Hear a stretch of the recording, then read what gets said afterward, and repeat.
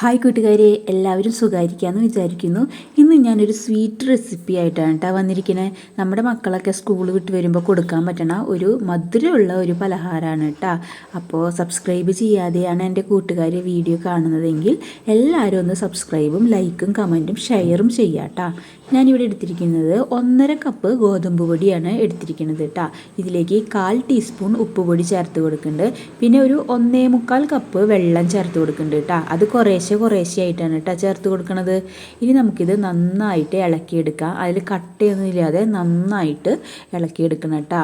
ഒരു ദോശമാവിൻ്റെ പരുവത്തിൽ ഇതുപോലെ ഇളക്കിയെടുക്കണം കേട്ടോ. നന്നായിട്ട് വെള്ളം പോലെ ആവരുത്. ഇതാണ്ട് അങ്ങനെ കുറച്ച് കട്ടിയിൽ ഒരു ഇഡ്ഡലിയുടെ മാവിൻ്റെ ഒക്കെ പരുവത്തിൽ നമ്മളിത് ആക്കിയെടുക്കുക കേട്ടോ. ഇനി ഞാനൊരു 1 കപ്പ് നാളികേരം ചെറിയത് ചേർത്ത് കൊടുക്കുന്നുണ്ട്. പിന്നെ അതിലേക്ക് 1/2 ടീസ്പൂൺ ഏലക്കായപ്പൊടിയും 1/2 കപ്പ് ശർക്കര പൊടിച്ചതും ചേർത്ത് കൊടുക്കുന്നുണ്ട് കേട്ടോ. ഇത് നന്നായിട്ട് നമുക്ക് മിക്സ് ചെയ്യാം കേട്ടോ. ശർക്കരയുടെ അച്ചാണ് നമ്മൾ ഉപയോഗിക്കുന്നത് വെച്ചാൽ അത് ഉരുക്കിയിട്ട് ഉപയോഗിക്കണം. ഇതിപ്പോൾ പൊടിയായതുകൊണ്ട് ഇങ്ങനെ തന്നെ ഉപയോഗിക്കാം. ഇത് വാഴയിലയാണ്. ഇത് ഞാൻ വാട്ടിയതാണ് കേട്ടോ, വാട്ടിയെടുത്തതാണ് കേട്ടോ. വാട്ടിയെടുക്കുക എന്ന് പറഞ്ഞാൽ നമ്മൾ ഗ്യാസുമ്മ വെച്ചിട്ട് അങ്ങോട്ടും ഇങ്ങോട്ടും മറിച്ചിട്ടിട്ട് വാട്ടിയെടുക്കുക കേട്ടോ. ഇതിലേക്ക് ഞാൻ മാവ് ഒഴിച്ചിട്ടുണ്ട്.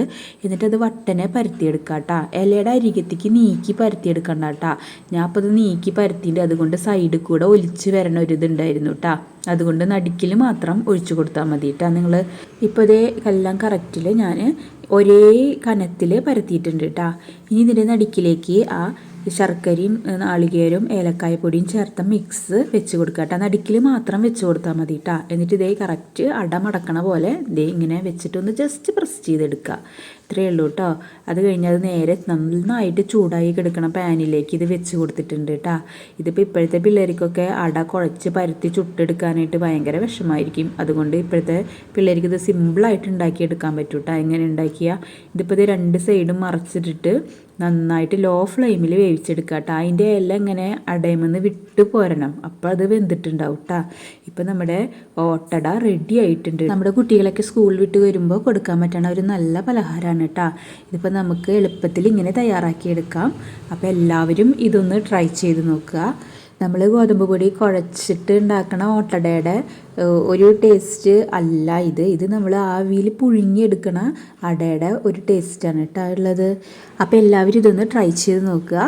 സബ്സ്ക്രൈബ് ചെയ്യാതെയാണ് എൻ്റെ കൂട്ടുകാർ വീഡിയോ കാണുന്നതെങ്കിൽ എല്ലാവരും ഒന്ന് സബ്സ്ക്രൈബ് ചെയ്യാം കേട്ടോ. അപ്പോൾ മറ്റൊരു വീഡിയോയിലൂടെ വീണ്ടും കാണാം. ബൈ.